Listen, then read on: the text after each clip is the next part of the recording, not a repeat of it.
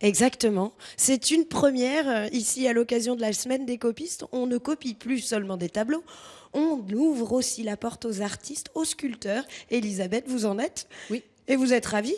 oui, tout à fait. C'est la deuxième fois que je viens, c'est très sympathique. On ne savait pas qu'il y avait des sculptures dans ce musée et pourtant elles sont très recherchées. Vous vous attaquez à quoi, vous?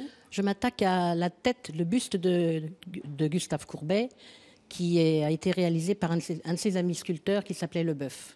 Alors, il faut qu'on explique un petit peu qu'on vous a sorti de votre Oui. lieu, parce que le fameux buste, il est tout au fond de la salle. On est allé faire quelques plans. Qu'est-ce qui vous plaît dans ce visage? Ben, c'est un visage très très intéressant, avec beaucoup de caractère. Je trouve très typique des Francs-Comtois. Hein. Ah, soyons chauvins ce matin. Oui, voilà. Et bon, ben, faire le buste de Courbet, c'est quand même quelque chose d'intéressant. J'avais déjà fait le buste de De Gaulle, alors maintenant on fait Courbet. Ah, et vous préférez lequel? Est-ce Courbet. qu'il faut Courbet? Il était pas Plus mal. intéressant. Plus intéressant. C'est pas forcément le beau qui vous attire, Non, vous. non. C'est quoi alors? C'est les lignes, les courbes? Pour ce qui est sculpture, portrait, buste, visage, les visages sont vraiment... c'est une histoire, c'est un livre, donc c'est assez passionnant. Sinon, mon thème, c'est plutôt l'enfance. Je fais beaucoup de sculptures avec des enfants. Je fais bien sûr en modelage, terre, mais aussi en pierre et en marbre. Copier des sculptures, c'est une habitude pour vous?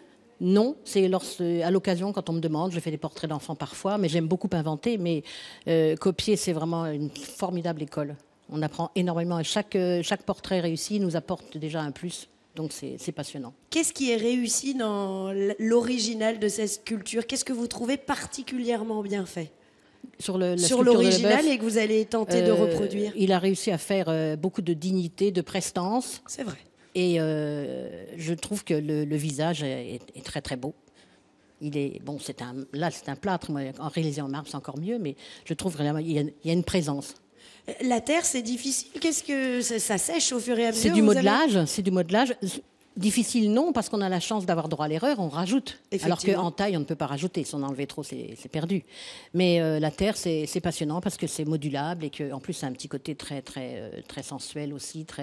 C'est une belle aventure, la terre. Et le secret pour pouvoir continuer à travailler 4 jours, c'est le petit coup de pchit? Faire attention que la terre ne sèche pas, parce que lorsqu'elle est séchée, bon, on peut guère continuer à la travailler. Même question qu'à Ginette, 4 jours, mais on a l'impression que c'est presque déjà fini. Mais... Ben, j'ai de la chance, je travaille vite, mais c'est vrai que c'est très très court, très très court. Donc il sera au mieux, mais ce ne sera pas un travail très très fini, ce sera un travail, comme on dit, craché. Bon, bah, vous n'avez plus qu'à revenir pour voir les résultats le 12. Et puis, nous, on va continuer à aller se promener dans ce magnifique musée, Pascal. On vous retrouve bientôt? Un petit coup de pchit, peut-être?